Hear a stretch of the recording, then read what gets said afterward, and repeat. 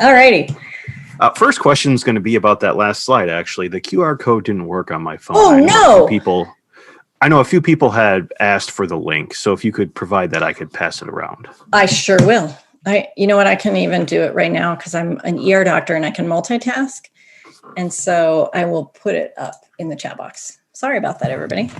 Oh, not a problem. And it could just be my phone. Probably, but you can blame it on me. That's okay. I work in IT. I'm used to taking the blame. Okay. Okay. Oh, I just saw one of the last comments. Walk the Talk America. I'm huge fans of them. Yes, it's wonderful stuff they're doing. So I answered that question. Okay. I see the link. I will throw it in our other chat program as well.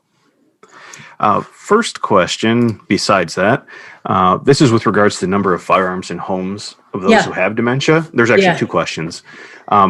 Would the feeling of I need to own a firearm for self-defense become stronger due to dementia?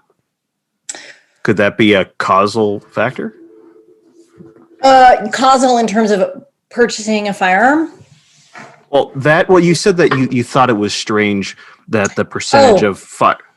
I mean, could that be a reason why that would be higher? It could be. I think it may have also had something to do with that particular clinic. I mean, I think so. If we think about like veterans with dementia, for example, the number of people who have firearms might be higher too. I don't know, for example, older adults who are first-time firearm purchasers, because it's sort of in the context of developing paranoia. I don't think that's a big issue. My understanding is most of the people who are older gun owners purchased their first weapon many, many years ago. So, but it's an interesting question. And I think it's an area where we just don't really know. So I tend to think basically that the numbers are probably similar to the general population. Gotcha. With regards to that, is it possible that, I'll just read this out. Do you think that the number of people with dementia who have a gun in the home are perhaps just more accurately reported due to the circumstances of the situation rather than the study itself being incorrect? I mean, that also could be like all of our estimates of firearm prevalence in homes are based on surveys. And so like, are we surveying accurately in terms of who we're calling? Are people answering the questions versus in a clinical setting where people are being asked more specifically? I don't know. It's a good question.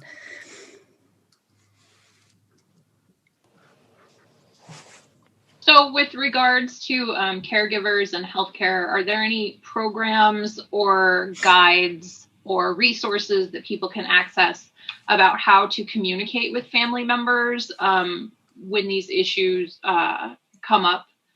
Yes, absolutely. I will. I will put that in the chat as well. One of the places I send people to is the Bullet Points Project, which is being developed for California providers, but I think has some good basics. It's not just in the context of dementia, but that is one of the circumstances they talk about. Great, thank you. Yeah, sure. With the stigma associated with non-firearm groups utilizing the term gun safety, does the Colorado Firearms Safety Coalition support legislation or laws that show they are not for an assault weapons ban or any of those other types of legislations or laws that would immediately get that knee-jerk reaction from those who see gun safety and just go, nope, and exit the conversation? Okay, I'm going to scroll up so I can see the question. I will say generally, and I forgot to say. It's not there. Oh, okay. I forgot to say. So yes, I co-founded the Colorado Firearms Safety Coalition years ago. We are a coalition of individuals as opposed to organizations, and we don't do lobbying. We don't do policy work. We don't take official stands on any policies really, because we really want to be about working together to develop educational approaches, especially around suicide prevention. So in that sense, we wouldn't have a specific stance on any kind of law, I guess.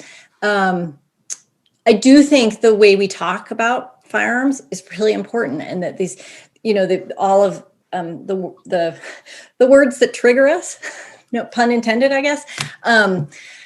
How can we learn to communicate better so that we're not immediately turning each other off? I think is really important. Did that answer the question? It did. Yeah. Yes.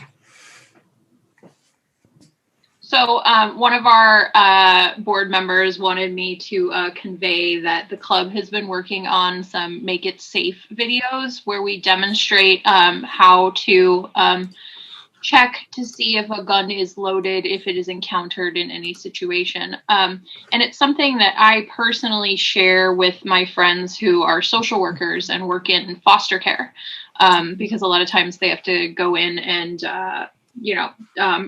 get a child from a house and deal with angry parents and things like that.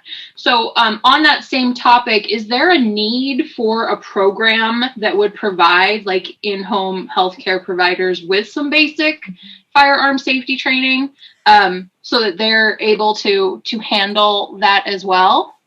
That is such a great question. I don't know of anything specific out there, but it really just makes me think about the need to make sure that other household members know at least the basics. I mean, when we talk to, say, caregivers, generally we say, look, if you don't know how to handle the gun, don't. Like, call someone you trust or call the police. Like, don't touch it. But hey, the question is, how do you proactively train people? And I don't know of any programs out there, but I think it's great you guys are developing. And this is like all of a sudden like my new dream job. So maybe I'll just have to like make a startup or something and travel around the country and train people and how to do that. Yeah, I mean, it does come up, I will say, in the ER as well. Usually security checks people, but you know, the general training for us is like, if you don't know how to do with it, like put the trash can over it and sit on it. But like, it's something that I think many people have never done. And, you know, I've even had training and I'm not sure I totally would trust myself still. So it's hard because if you don't keep doing it, you can lose so it's great. That's a great new company for you to start. Awesome. And until then, the Liberal Gun Club has the Make It Safe videos on YouTube. With 90% of deaths involving a gun being suicide, you mentioned in the third stage, usually they're too far gone to do that, commit suicide. Is earlier intervention even more important in that case? Yeah, I would say so. I mean, I think, and I don't have a chart of this, but when we think about suicide in the context of dementia, I think it's going to be earlier in the disease. I think sometimes that period right after diagnosis can be traumatic for people.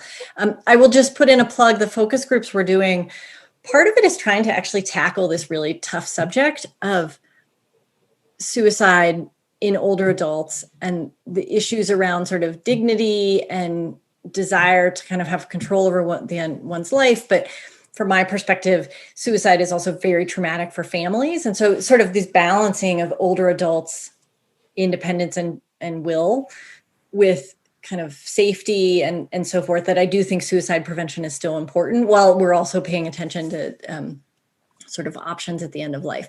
So yes, I think that's where the early intervention piece is even more important in thinking about, because this talk was about dementia, not about suicide prevention, but we know that sometimes, actually very often, suicide occurs with a relatively short period of deliberation. Like there may have been thoughts for a long time or mental illness, depression, anxiety kind of creeping upward.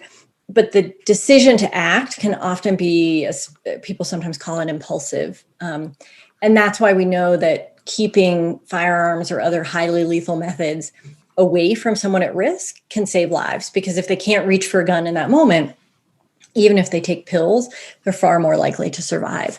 And so that's why we think about kind of locking up guns when someone is at risk of suicide. And so I think in older adults, especially that kind of early cognitive impairment, if someone is talking about death, showing other signs that they may be thinking about suicide, it's really important to intervene.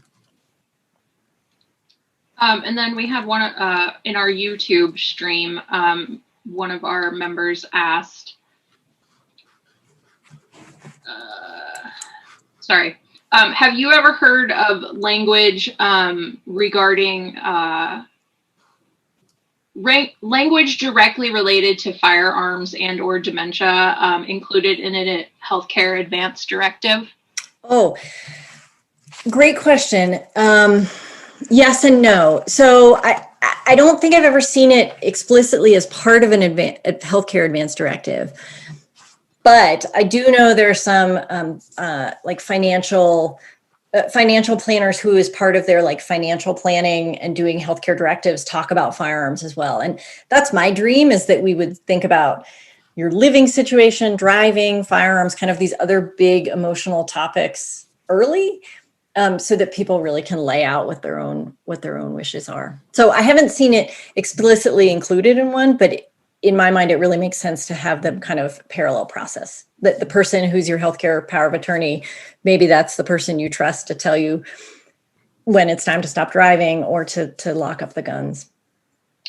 I hope that those of us who come from parents who were firearms owner have had that discussion with our parents already, but it might definitely be a new topic for people in the younger generations that don't own firearms and are caring for parents that have been lifelong owners of them. So yeah, it's a great one.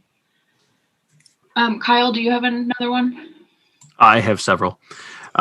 Most of these revolve around a way to keep at least some semblance of a firearm around, whether that's having a dummy gun, something that is not functional, or taking perhaps an heirloom firearm and disabling it so it is no longer functional, or potentially using a dummy round. Do any of those options seem viable?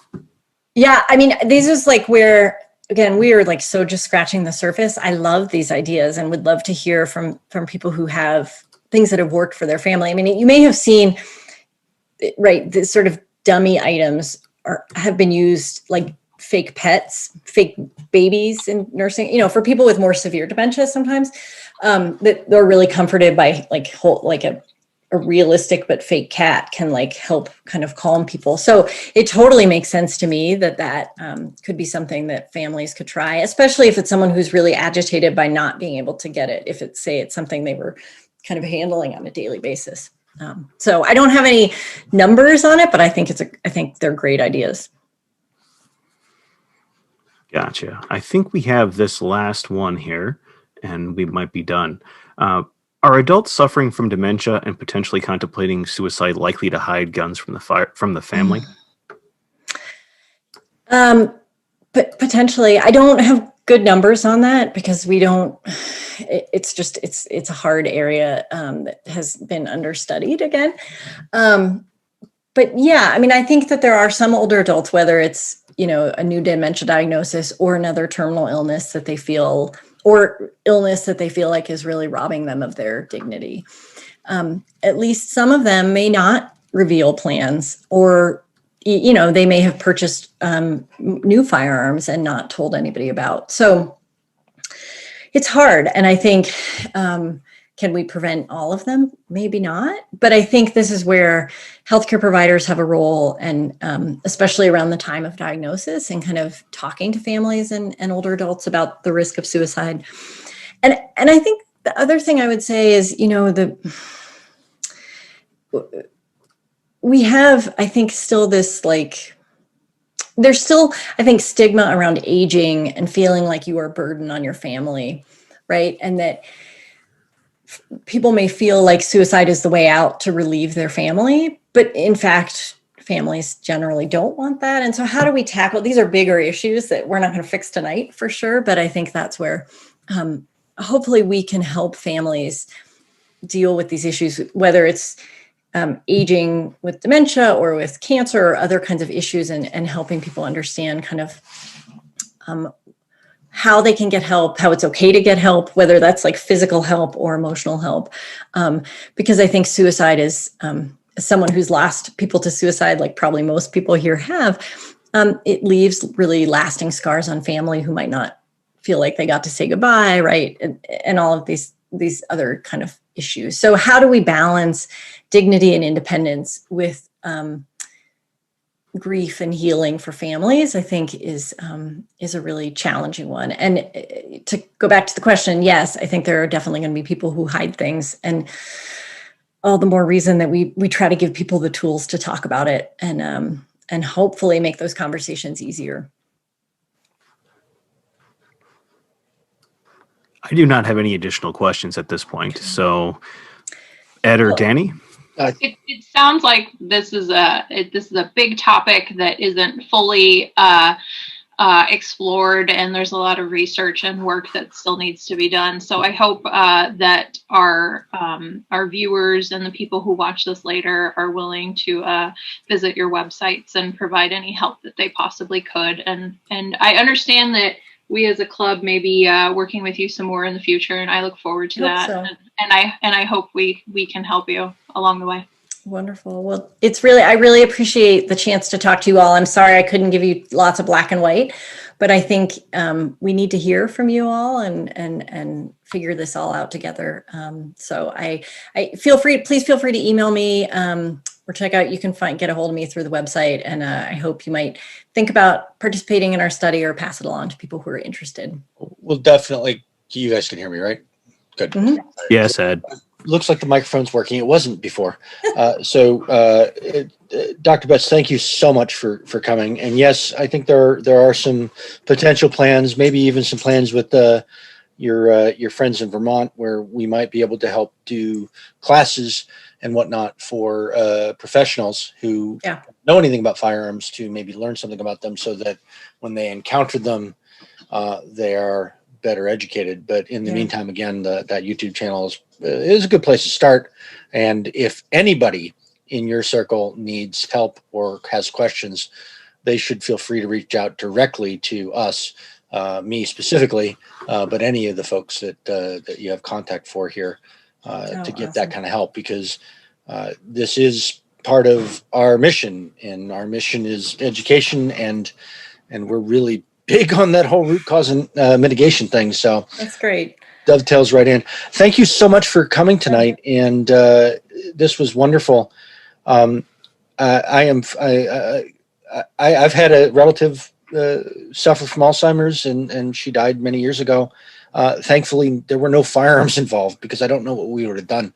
It would have been a confusing and complicated situation, because the disease is awful and really, really strange for those people who don't have it. So it's amazing work that you're doing, and I thank you so much. Thanks.